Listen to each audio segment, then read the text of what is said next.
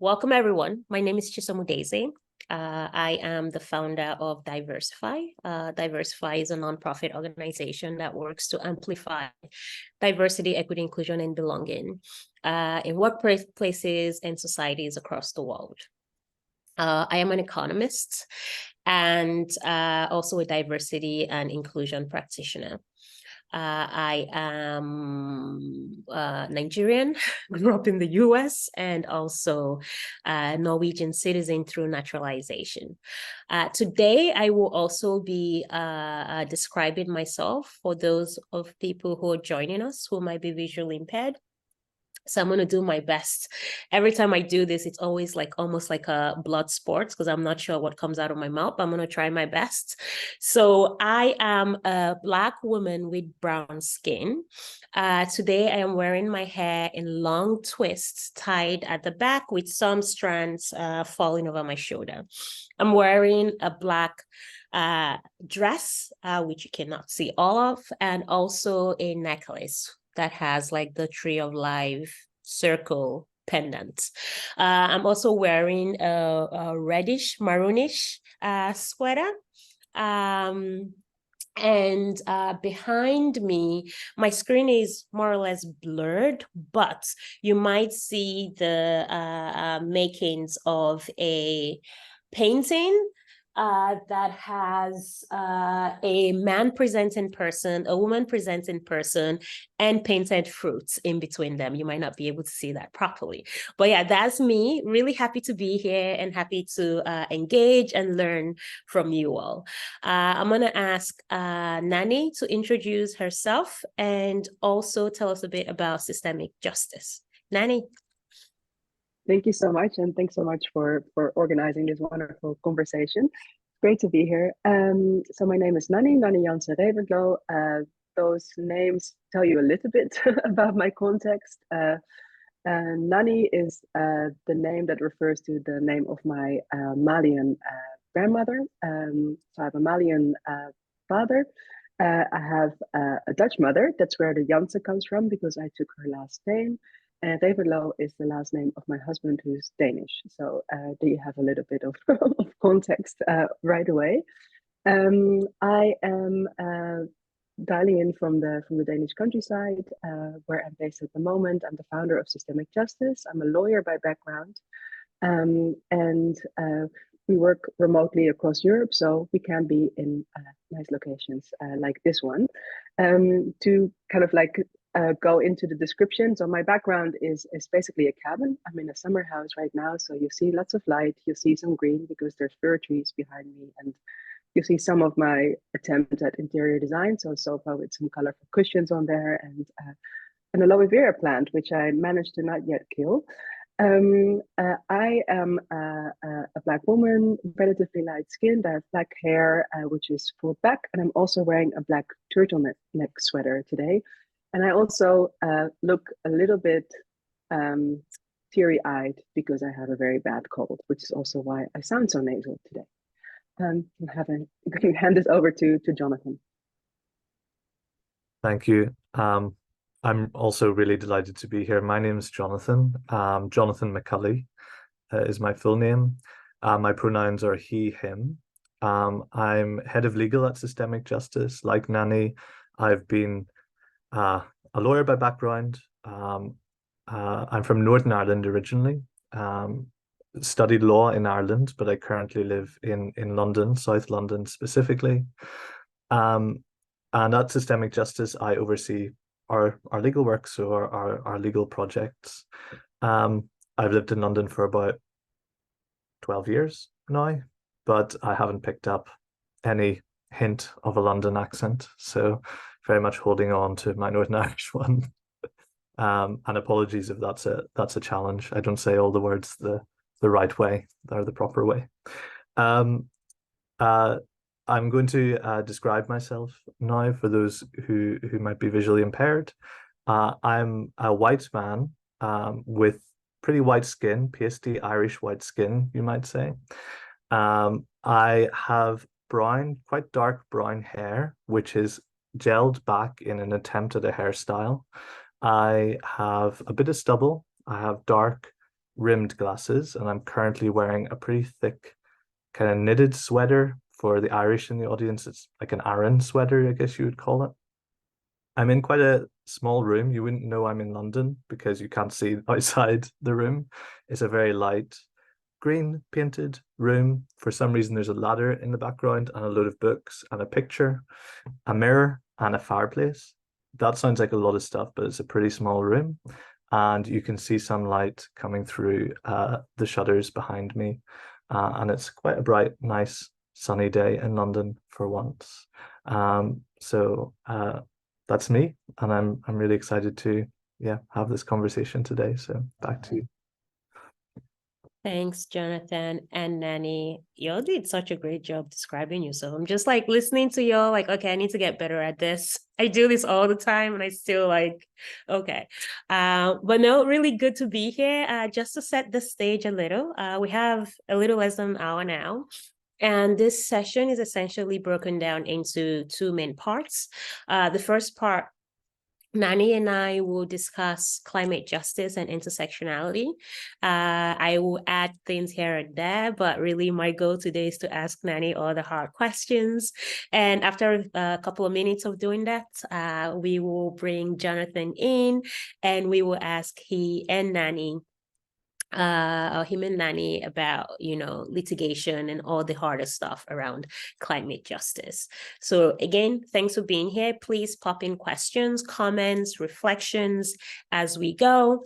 And we'll also leave some time at the end to answer as many questions as we can. For those joining us on LinkedIn, feel free to send in questions on LinkedIn. You can also send in questions to somebody from our team who would also indicate who they are. So you can send questions to them privately if you feel more comfortable doing so. All right, so we're going to get started. And of course, the topic for today is climate justice. What does intersectionality have to do with it? So I think perhaps the appropriate way to begin is to basically maybe bounce with Nani what climate justice is. So Nani, I'm going to start with you. What is climate justice? Thank you. So at Systemic Justice, we look at climate justice as where the negative impact of the climate crisis intersect with racial, social, and economic justice. And that's an approach that's a bit different from what we're seeing on the quote-unquote climate front in Europe at the moment. What we're seeing across the region is a situation where we have a wide, quite able-bodied and middle-class field of climate activists that's really setting the priorities, that's setting the tone for the debate. And that means that there's quite a focus on future. There's a lot of narratives around, we have to protect the planet for the future of our children, a heavy focus on technical solutions, and also, a lot of focus on, for example, corporate accountability work, initiatives that focus on how governments should be behaving. Whereas on the other hand, the kind of conversations that we've been having with our community partners around climate justice are with people such as Rosamund Kissy-Debra, who's a clean air activist in the UK, who wasn't an activist, didn't become an activist by choice or as kind of like a career decision, but very much from a point of necessity. Her daughter Ella died 10 years ago from the consequence of air pollution. She was asthmatic and basically died of repeated asthma attacks because they lived really close to a polluting highway. And those are kind of the lived realities that we're actually working with community partners on. So much more on what is happening in the here and now, and particularly how the climate crisis, the fallout of that, is disproportionately harming people who are also affected by racial, social, and economic injustice. Thanks a lot for sharing, Nani. I'm just trying to think what I can add to that. When I think of climate justice, I really think about it around the importance of putting equity and human rights at the core of decision-making on interventions around climate change or climate action. I think one of the things that clicked for me in my work and understanding on climate justice was the understanding of the unequal historical responsibility that countries and communities bear when we talk about, climate justice or climate crisis. So it's the understanding that for me as a data person, that global warming and climate crisis is not really just an environmental concern, but also a human one. So we cannot focus solutions on just like science and numbers and statistics, but we also have to think about them at the intersection of power, access to resources, and justice, and who gets to define what justice is. So this is kind of like when that switch clicked, it's recognizing that it is not enough to recycle and not knowing where what I'm recycling ends up and who it harms in the process. Like, it's not enough to use, like green tech or to support, say, solar, the need for solar panels or like wind power, if it is taking advantage of unmodified lands or basically infringing on the rights of indigenous people. So there's a lot to unpack and also a lot to internalize in recognizing, where am I complicit? What is my responsibility? As opposed to only just thinking about the government will solve, the people in power will solve. So that kind of comes up for me quite often when I think of and work with climate justice. When we talk about intersectionality and how it relates to climate justice, what comes up for you, Nani? So I think that one of the things maybe to flag is that intersectionality kind of gets used these days as a shorthand for anything having to do with race and with identity. And just to kind of stress that that's an oversimplification. The term was coined by Kimberly Crenshaw in 1989, right, in her seminal article, where she used the intersection as a beautiful metaphor to talk about interlocking systems of oppression and how they might have a specific impact on a person depending on where they stand, right, where different power structures have an impact.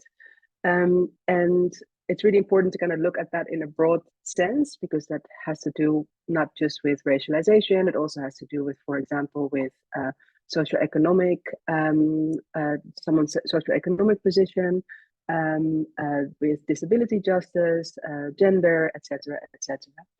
And for climate justice, it really means looking more holistically, right, about how we think about climate and how these power dynamics work out in that context. So what you were just saying is super relevant for that, right? It's about accounting for the impact, for example, that quote unquote climate solutions have on marginalized communities. So there's a lot of measures that are being taken that, for example, have a very negative impact on the ability for people who have who are disabled to move around in society. So let's say that we're a city decides to create more parking spaces for bikes or other kinds of green kind of like transport measures, and thereby actually limits the space for people to navigate around with a wheelchair. We have a good example also in the Nordics, right, with a huge focus on green energy, wind turbines. I deliberately try to not call them wind farms, because that kind of has a really kind of nice and pleasant connotation, whereas the fallout of it actually has a huge impact on Sami communities being able to maintain their traditional way of life. So it's actually thinking through, like you just said, like what do these measures actually mean? There might be a very clear quote unquote benefit, and that will be the one that will be promoted the most by whoever is in favor of implementing those kinds of policies. But what are the broader implications? And they're really paying really specific attention to how people's positionality and how they interact with the bigger power structures in our society has an impact on that.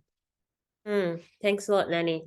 And it's a really good segue to ask about, when we talk about climate change and sustainability and climate justice, what can we unlearn? Because it's easy to, like, I'm asking about unlearning because it's easy to learn. We talk about curiosity and the importance of learning about new ways and new things. What can we actually unlearn? Yeah. So we can unlearn and learn a whole bunch of things, but just to not fill the entire hour with that. I think one of the key things there is that we have to unlearn thinking in silos. We really need to learn this intersectional way of thinking and understanding that we need to look holistically at these interlocking systems of oppression. And again, that what may be a climate solution for one set of individuals can be detrimental to other people. I think that we also should unlearn this belief that we can quote unquote fix the system with green solutions. You just mentioned the example of recycling. Another example is like of electric cars, right? That might result in lower emissions, but it still relies on a system of extraction from the global south majority world in the same way that our current economy does, and has a lot of negative fallout. And so it's not necessarily given that if we replace the system that we have now with greener options, that is a good thing. We should actually be thinking about how do we want to organize transport in general? What are ways that we can make that work for everyone? And a really important thing that we really need to unlearn as a society is making decisions, policy decisions, regulatory decisions, lawmaking, anything like that, without the people most affected by the impact of those decisions as part of the process. Disability justice movement had this beautiful slogan, right? Nothing about us without us. And that should really be central. And I think that, the learning part there is to really learn to not only listen to communities, but actually making sure that they're in the lead whenever important decisions are being made that concern them. Thanks for sharing. What came up for me, when you talked about some of the points you made, I was thinking about, sometimes how in our bid to find solutions or create interventions, we end up upholding oppressive practices, or we end up solving a problem at the expense of creating another one. And this happens when we do not use an intersectional lens. And using an intersectional lens in this work or in any work really also calls on us to acknowledge with a lot of humility that we're not the norm. The fact that we think this is the best way and this is the best route does not actually mean that that is a fact, right? It's thinking about who are the stakeholders in this situation and how are they affected, or who is the most affected in this perspective. I'm also thinking about what can we unlearn? I think we put too much faith in the democratic process, and I don't want to shake the tree here, but the democratic process is inherently exclusionary in many ways, because oftentimes it is the majority perception that takes foothold, right? But if you think about, say, in the Nordics, where we have, say, the Sami population that have been historically minoritized, right? Where does their voice come into the play if we trust the democratic process in decision making? So I think it's also quite interesting to recognize that, we don't know what we don't know, and unlearning the things or questioning the things that we think we know, or the concepts that we have passively accepted without questioning. This comes up quite often for me because, I have a 4-year-old, and I read something about 2 weeks ago that says, I think kids ask an average of 400 questions a day. And it's really interesting for me when she asks me, but why? And then I get stuck because I'm just I don't know why. And then it's how did I come to this understanding that this is the way or this is the route? So I think unlearning that we know, or that other people experience the world as we do is, at least for me, one of the ways I engage in some of these topics. I love that, and I have to say that I'm impressed that you are able to handle 400 questions a day. Some days I'm just I don't know, and yeah, I don't want to say because I said so. It's how do I come up with the answer? Nani, I want to ask you about decolonization. There's a lot going on where we talk about decolonizing knowledge, academia, sustainability. So I do want to ask you, what role do you think that coloniality plays in climate crisis, and where does decolonization come into play?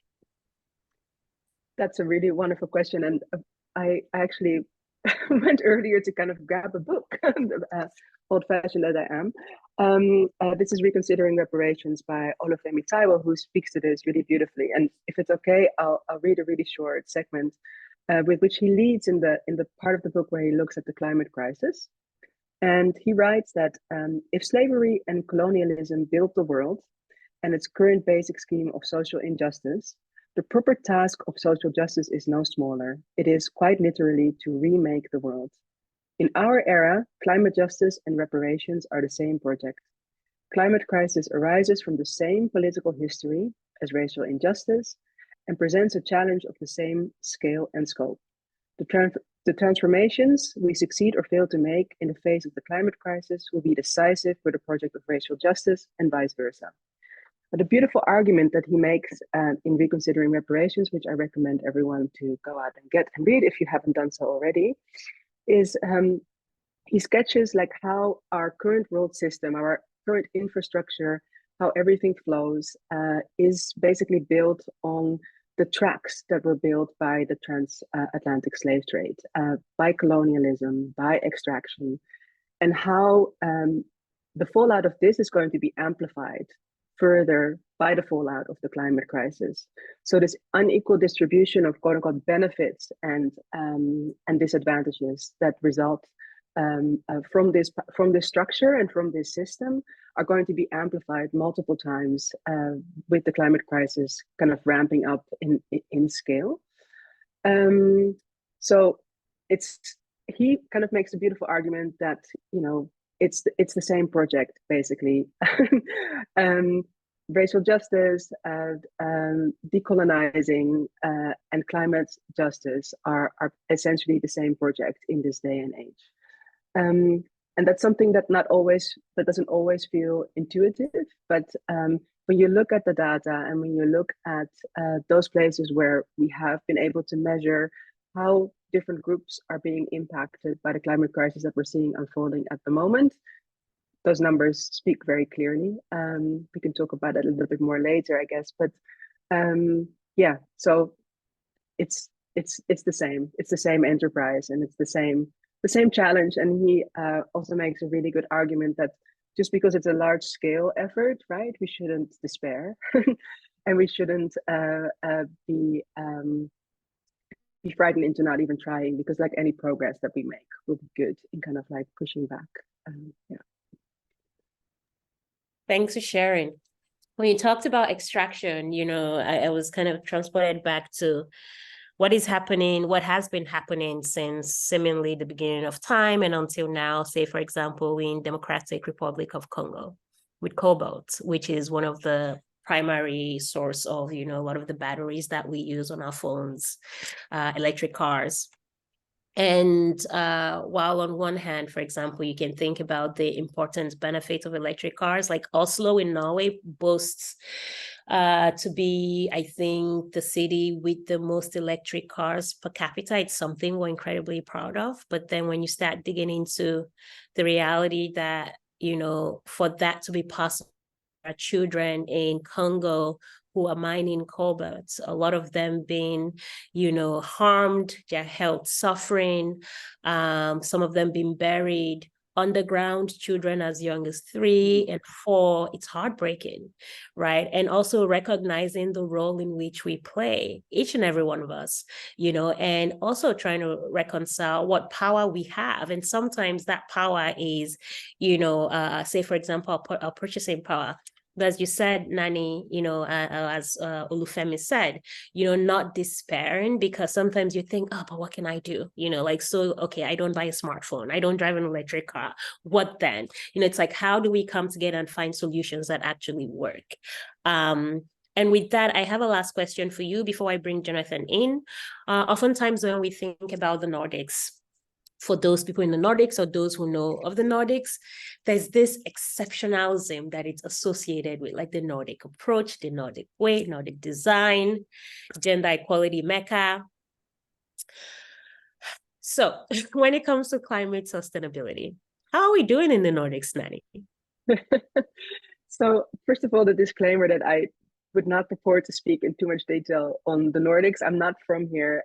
I'm a newcomer in Denmark. I might have married a Dane, but I'm still very much in the process of learning. But I do have some thoughts. When I kind of like, from my perception from the region right now, I do think that there's an outstanding need to grapple with the responsibility of oil extraction. And that generally, I guess, the extraction of natural resources, right? We're just talking about the wind turbines. There's the idea of oil, also fossil fuels, in particularly for Norway and Greenland, and the impact that that also has on indigenous communities. I think that there's a real need to get real on the racism that's directed at indigenous communities here. And also particularly in the context of climate, how they are being essentially trampled in the pursuit of green solutions. And just going to continue naming names. So I'm thinking particularly here about Norway, about Sweden, and about Finland. But there's also a need to address racial injustice in general. This is not unique to the Nordics. It applies for the rest of Europe as well. But for example, the Fundamental Rights Agency of the European Union last month came out with a new version of their Black in the EU report, and that surveys anti-Black racism. And Finland was the third worst ranking country after Germany and Austria. That and Islamophobia is also obviously very high on the agenda here, but yeah, that also needs to be looked in the eye. And I think there's generally, like for many countries, there is also a need to really realize what the negative impact is of pursuing what I call like racist, classist policies that at first glance don't actually seem to have anything to do with the environment, but do. So coming to a Danish example here, the ghetto package, as it's called, the quote-unquote ghetto laws, which are essentially pieces of racist legislation to push people out of their neighborhoods, and the policy of demolishing housing as a consequence has a detrimental impact on the environment. And everybody knows that. That's been shown in multiple studies.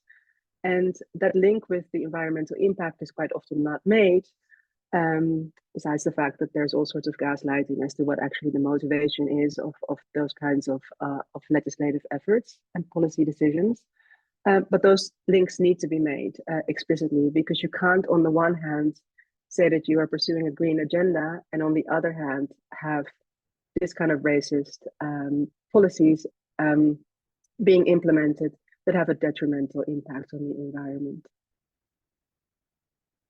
Thanks, Nani. I really like what you say about, at least what I interpreted as looking at these challenges in the eye. It's a different way to think about it. Like, we have to face it, nothing that if we don't face it, we can't actually start solving or mitigating it.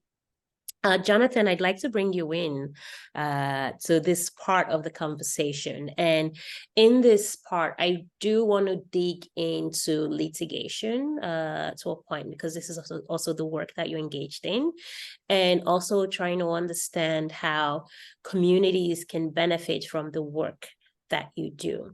So just to begin the framing, I want to start by asking you to tell us a little bit about litigation and the role it plays in climate justice. Jonathan?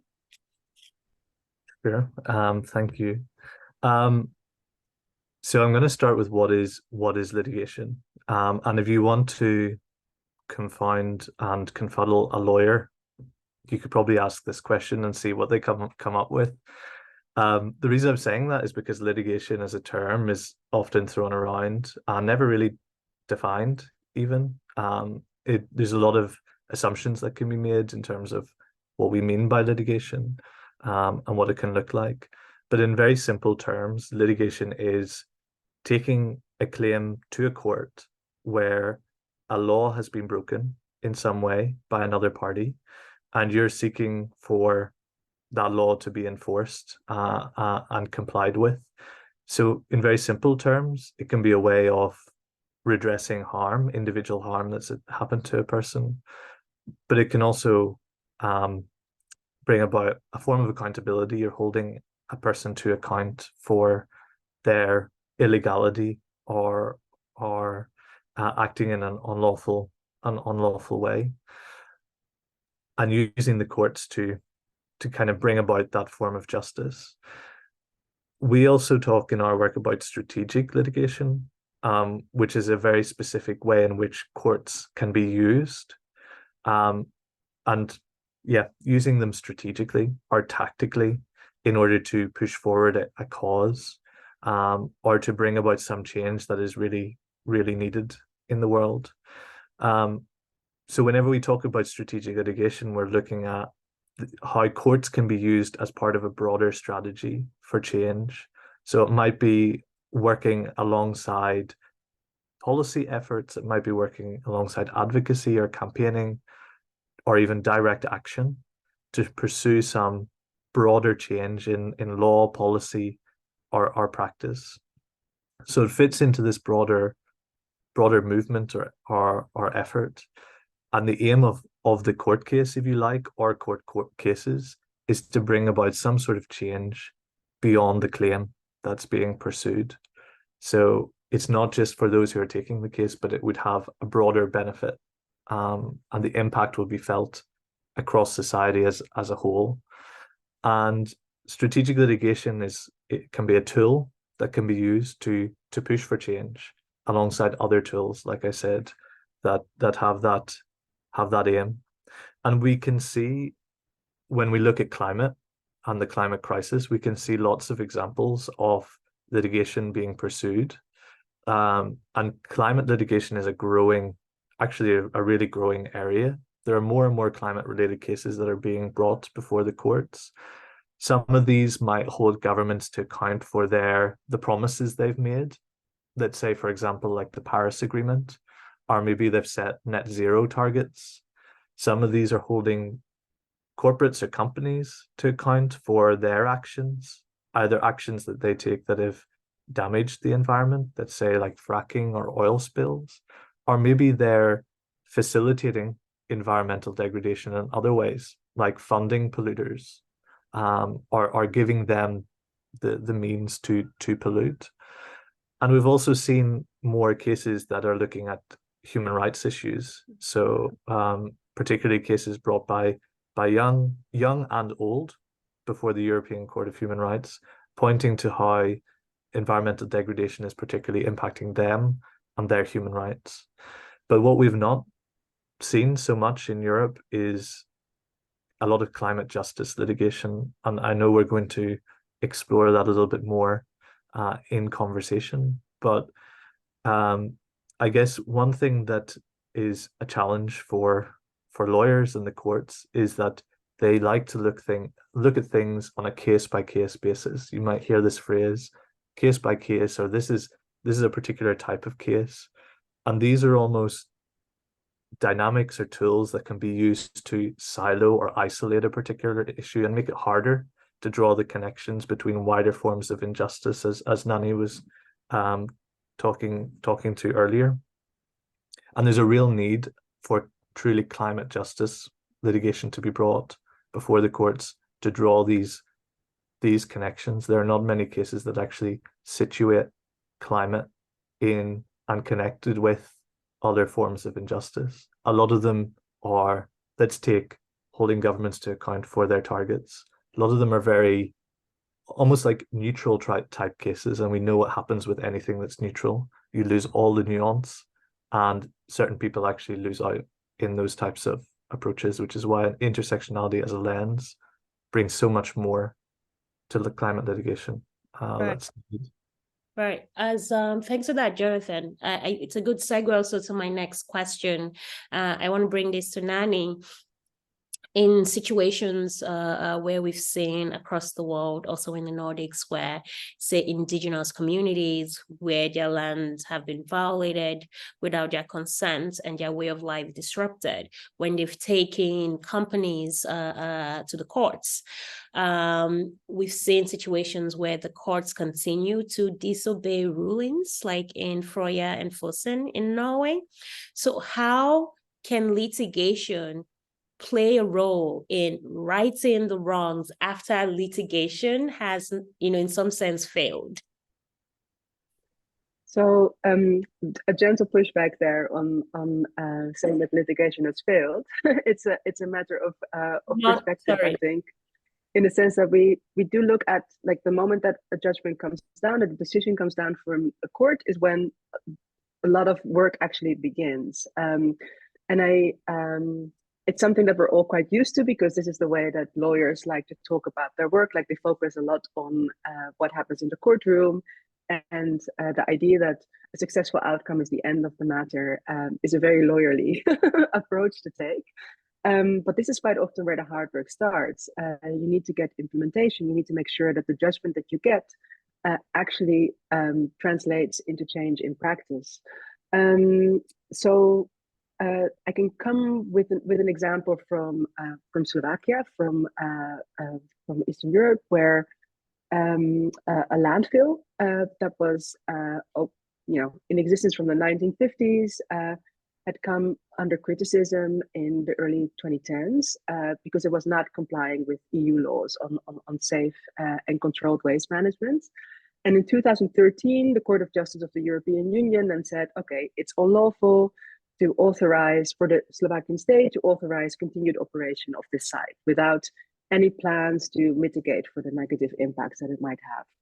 And then the landfill site continued to operate without any plans for years. And the local activists were up in arms. They were campaigning about it all the time. And even the Slovak Environmental Inspectorate, which is a beautiful name for that agency, ordered that the landfill had to be closed and that the site actually had to be restored. And this was ignored as well. So then the case was actually taken back to the Court of Justice for the European Union to actually say, like, listen, there's no compliance. And the court then found that because Slovakia had failed to comply with the earlier decision, that for every day, first of all, they had to pay a lump sum of 1 million euros for non-compliance. And then for every day that the landfill site remained open, they had to pay 5,000 euros per day, and every day that there was a delay. So after a few months, then that site was closed down. So sometimes litigation requires relitigating, but it's also important to think more broadly, right? And to really, from the moment that your decision comes down from a court, to be ready for all the campaigning that you need to do, the advocacy work, the policy work, keeping the issue on the public agenda to make sure that it keeps on being talked about and people don't think, oh, well, the court said this, so we're done. We need to kind of like keep a close eye that it's actually complied with. So yeah, anyways, just as an example that sometimes having to go back to the courts is one avenue. But as with strategic litigation more generally, it's about all those different ways in which you keep on engaging around the court case itself. Right. So I guess it's also, I mean, the minute I said it, I knew it was the wrong word to say failed. Mainly, I guess what I was driving at is disobeyed, or not followed. But I think actually, if I may, I think it's really great that you did frame it that way, because that is the way that people can feel. But I do think that is because we kind of forget to talk about it in a proper kind of like framing. And likewise, even when you get a negative decision from the court, that could still mean that you can get a win on the issue. You might just get it through a different avenue, not just from the court. So it's just a little bit about like how do you look at what the courts do in the context of a broader strategy for change, of a broader campaign. Yeah. And I think what you said about, sometimes after the rulings have been passed, that's when the actual work begins. And just trying to reconnect it back to things around like different types of justice, racial justice, laws, policies put in place to amplify gender equality, disability inclusion. They're just laws until we act on them and ensure that we cement them into systems, policies, and practices. So it's just a really interesting connection I had to do in my head there. So thanks for sharing that. I do want to come back to intersectionality and ask, how do you think that the concept can be integrated in climate justice litigation, especially when we are dealing with unique challenges faced by marginalized, racialized, historically underrepresented communities? And then you just mentioned, kind of a notable example with Slovakia, but just wondering, how can litigation be used to ensure equitable outcomes for marginalized communities? Any one of you can take.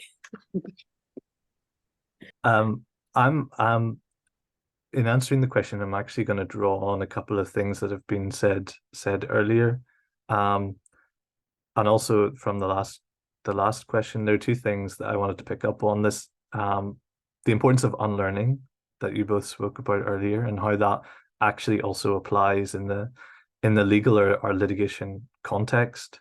The last exchange that we had around like what is a win or a loss and what is success and failure, where do we get these concepts from? Like why do we apply that language to a loss in the courtroom? And there is something about unlearning some of these assumptions that we have around litigation, and this can come from various sources. It can even come from how we consume the media and how we see court cases presented in the media, fiction and non-fiction. A really bad habit of lawyers is to focus on the win and to think that it's all about the win, and they don't challenge all those assumptions actually that can be inherent in a legal process itself, and look at how the legal process for certain communities, just engaging with the process, can be really valuable and important and impactful for them, and something that is really necessary for them. And actually the legal arguments that are being made, it's important that they reflect their reality, but that mightn't be the focus of why they think it's important for a case to be taken. And whenever I was talking about litigation earlier, and I was saying it's about laws that have been broken and you're holding someone to account for that, I think the other kind of thing to unlearn or deconstruct a little bit is this idea of what is a law that's been broken. And laws in themselves can be unjust. So litigation can also challenge like the legal reality, to push for change in the law itself and what it says. And we know that the law doesn't work for communities all the time. And just thinking about what you're saying about indigenous communities, we have across the globe, but I think about 80% of our land and biodiversity is guarded by indigenous communities. But I think around 10% of those communities have legal recognition in relation to that land. They have legal rights over that land. So we can see here how like legal structures do not always work for communities, and the courts can play a role in applying higher principles, be that international law, be that human rights law, be that constitutional law, can apply that to those legal realities to push for the change that communities want to see. And this is where I think intersectionality is really important. But I would say like where intersectionality comes from in a legal process is not from the lawyers. Right. Lawyers will often push back against an intersectional approach because they don't understand the reality that communities are facing and the experiences that they're having. They will always take a narrow approach, the right. legal approach. And it's important for them to look at issues more holistically and defer to communities, defer to how they see the problem and experience the harms. And that might also mean that they have to be put outside their comfort zone. They might be pursuing legal arguments that may feel more risky to them from a traditional lawyer approach. When looking at it through an intersectional lens, and I had an example that's not climate related, but I thought it was maybe a useful concrete example of how this can play out or has played out in reality. So there is a case in the US that was challenging New York's stop and frisk policy. This is the police kind of stop and search process that had been having a discriminatory impact. It was a racist policy in implementation. The police were stopping individuals and searching them without reasonable cause for no reason, and this was disproportionately targeting Black, Brown, and Latinx people in New York. And when this case was being mounted and taken forward, there were two arguments on the table. There was one that was saying the search itself was unlawful. It was an unlawful search. And there was another argument that the search was discriminatory as well. So it was a racist stop and search. The first one, which does not deal with those racial justice issues, was technically, from a legal perspective, an easier argument to make. And that is for evidential reasons, actually, to prove. And the communities and those who had been subject to stop and search wanted to go with the riskier argument. They thought it was really important to have that issue out there on the courtroom floor so that can also be addressed. This is in reality a racist policy in policy and in practice. And in the end, both of those arguments succeeded. And there is a question there: if the lawyers had their way, would that outcome have been as it was? And how this might apply to the climate context. Let's take the example of clean air quality. So Jonathan, I'm going to ask you, sorry, just to wrap quickly, because I do want to ask about systemic justice, and I'm much of time. But please go on. I'll do it very quickly. But let's take clean air policy as an example. This is something that could be challenged, like neutrally, if you like. So holding governments to account for their failure to meet air quality targets generally. And that is a strategy that's been used in climate litigation, but it misses a lot of the intersectional harms that go with poor air quality in cities and other environments.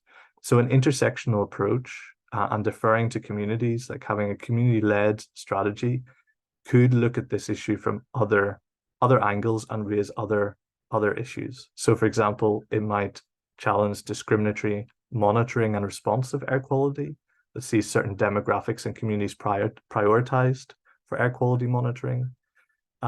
It could see the taking on of climate solutions that reduce emissions in one neighborhood at the expense of another.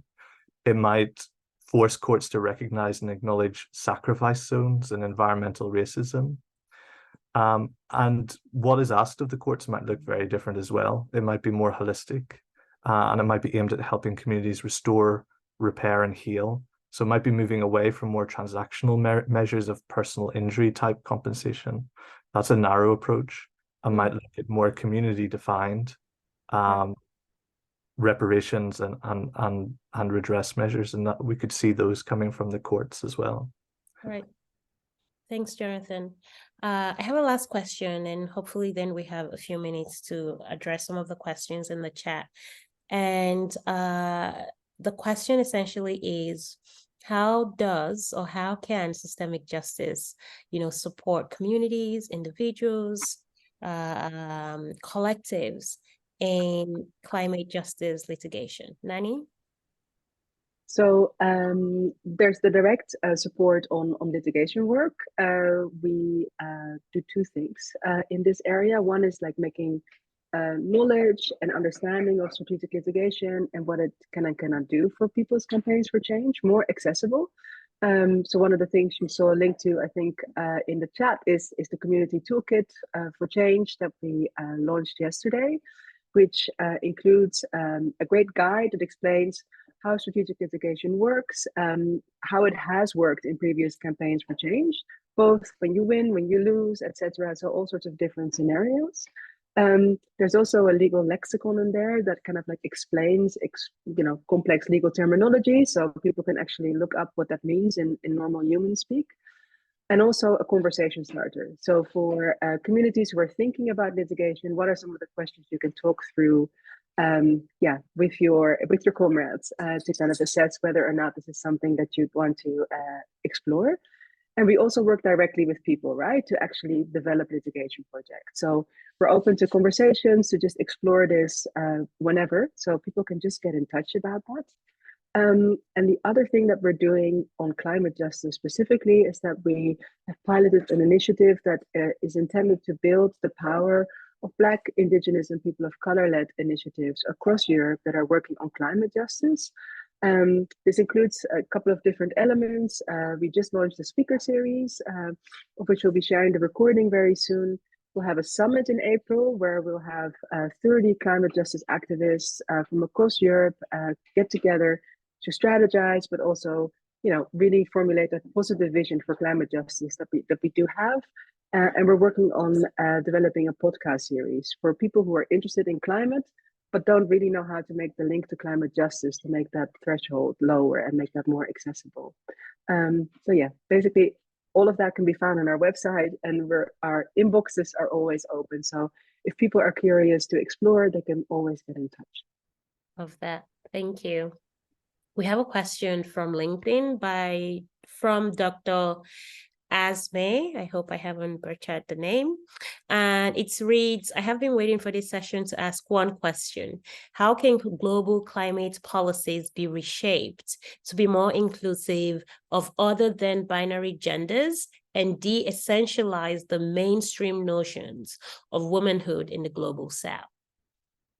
Nani, you want to take that, or Jonathan?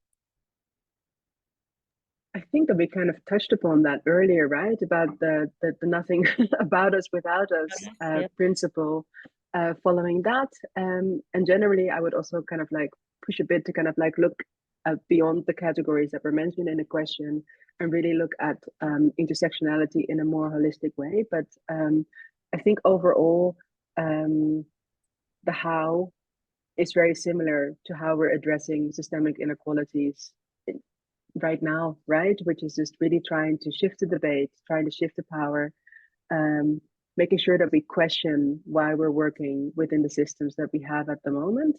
There's always the tension there, right? About, working within those rooms that we have, within the systems, working with the master's tools, and at the same time, trying to develop a vision of how things could be differently. I always think the two are mutually exclusive, right? We need to make sure that the systems that we have work better, but that shouldn't kind of be the end goal. The end goal should be to actually change the systems that we have and build better ones. I'm not quite sure that I'm answering the question as it was intended, but I hope so.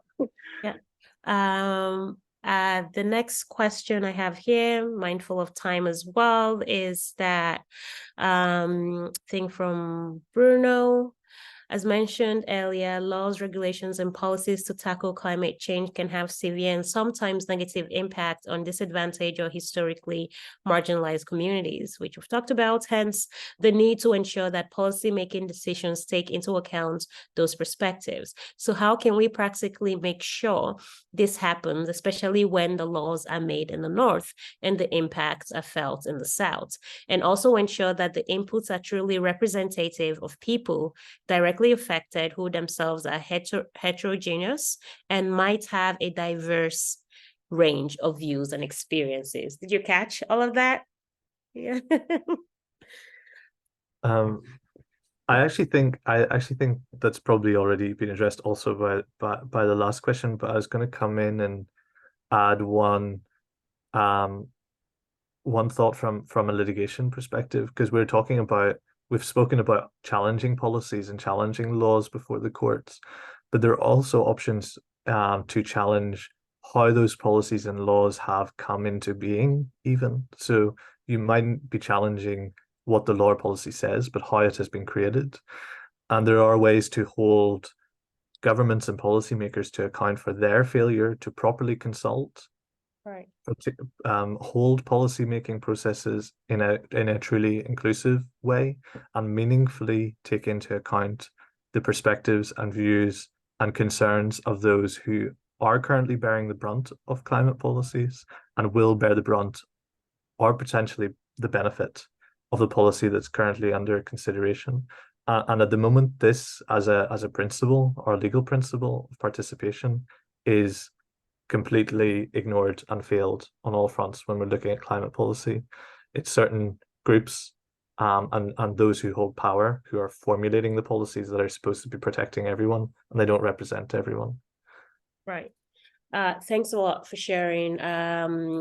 We have another session coming up, I think, in a week, and perhaps we'll also address some questions that we haven't addressed here today. I see somebody's asking about how, they can support the work of systemic justice, for example. I'm personally also keen on further understanding what we can do when we look at how things take shape in the global north and in the global south. I think there's more digging we could do into that, so perhaps we could also explore that a bit more, but mindful of the time. So I want to say thank you to Nani and Jonathan for being here and sharing your knowledge with us. And I know this is just scratching, like the tip, so for people participating who might need the services, the insights that systemic justice offers, please reach out. For everyone who's been here with us, thank you for taking the time. We're very grateful for, this hour you've spent with us, for the questions, for the feedback, and we hope that you can join us again next week. Nani, Jonathan, thank you so much. I feel like there's so much I have to unpack from this. I've learned. Thank you. Thank you for the great conversation. Thank you.